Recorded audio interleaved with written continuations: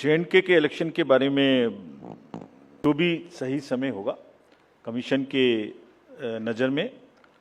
Security and other elections in the state which are also simultaneously due के साथ में देख के इसका निर्णय आपको सूचित करेंगे, जैसे भी हम करेंगे। नमस्कार, जम्मू संवाद देख रहे हैं आप और मैं हूं ललित खजूरिया। सबको ये उम्मीद थी कि जब इलेक्शन कमीशन ऑफ इंडिया दूसरे राज्यों के चुनावों की तारीखों की घोषणा करेगा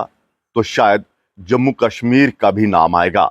क्योंकि पिछले 5 सालों से अगर हम बात करें तो यहां पर कोई पॉपुलर गवर्नमेंट नहीं है। यूटी बनने के बाद ऐसा सोचा गया था कि शायद जल्द चुनाव हो जाएंगे राज्य के यूटी के, ताकि यहां पर सरकार बनेगी, कोई पॉपुलर गवर्नमेंट मिलेगी, लेकिन ऐसा कुछ नहीं हुआ। और आज जब इलेक्शन कमीशन ऑफ इंडिया ने बाकायदा प्रेस कॉन्फ्रेंस की तो जम्मू कश्मीर का जिक्र तो हुआ, लेकिन कहा गया कि यहां पर और भी इलेक्शन होने हैं और सिक्योरिटी उसको देखा जाएगा, फिर उसके बारे में सोचेंगे। दरअसल इलेक्शन कमीशन ऑफ इंडिया ने जो आज प्रेस कॉन्फ्रेंस की उसमें 5 राज्यों के चुनावों की तारीखों का ऐलान कर दिया, जिसमें मध्य प्रदेश, छत्तीसगढ़, राजस्थान, तेलंगाना और मिजोरम। मध्य प्रदेश में 17 नवंबर को होंगे एक फेस में, राजस्थान में भी एक फेस में चुनाव होंगे 200 सीटों के लिए 23 नवंबर को, छत्तीसगढ़ में 2 फेसेस में चुनाव होंगे 7 और 17 नवंबर को, तेलंगाना में 119 सीटों के लिए 30 नवंबर को होगा और मिजोरम में 40 सीटों के लिए 7 नवंबर को, और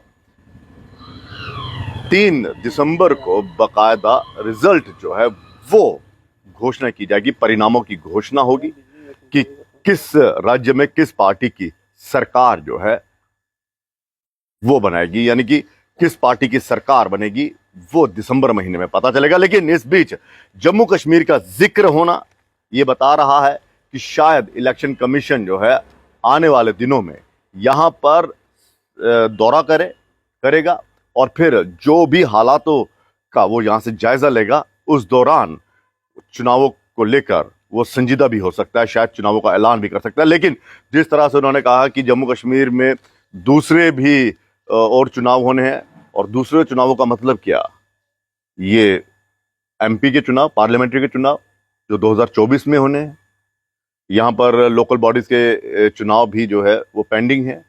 पंचायती चुनाव की हम बात करें वो भी होने हैं, और सबसे बड़े चुनावों का जो यहाँ पर एक उम्मीद जताई जा रही है कि बार बार ये सवाल भी किया जाता है केंद्र सरकार से कि कब जम्मू कश्मीर में यहाँ पर असेंबली चुनाव होंगे, तो उनके हवाले से यही जवाब मिलता है कि जब हालात सामान्य हो जाएंगे। सुप्रीम कोर्ट ने भी बाकायदा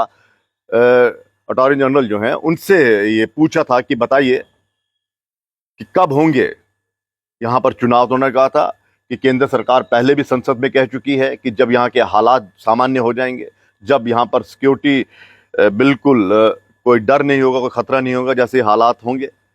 तुरंत हम चुनाव करवा देंगे। लेकिन आज प्रेस कॉन्फ्रेंस में जम्मू कश्मीर का जिक्र होना ये एक उम्मीद जता रहा है कि शायद पार्लियामेंट के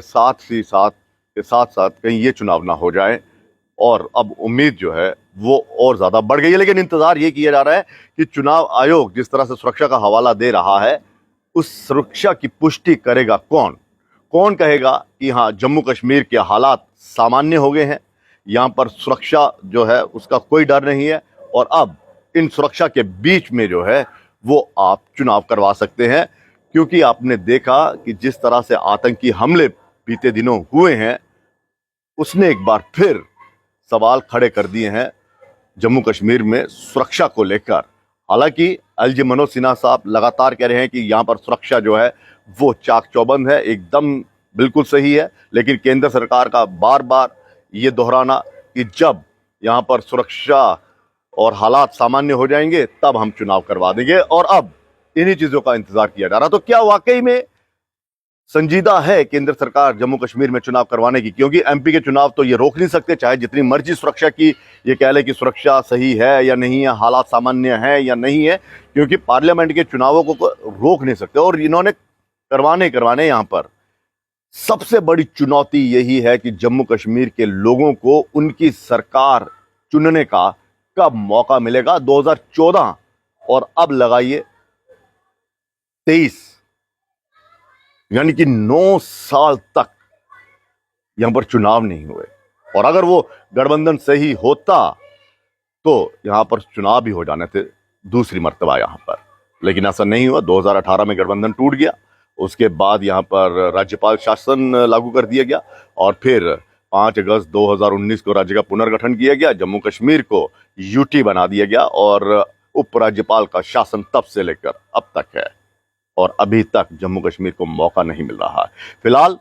इस बयान से उम्मीद बढ़ गई है कि शायद पार्लियामेंट चुनावों के साथ ही ये चुनाव भी हो जाएं, जो कह रहे हैं कि और चुनाव भी हैं यहां पर। फिलहाल इजाजत दीजिए, नमस्कार।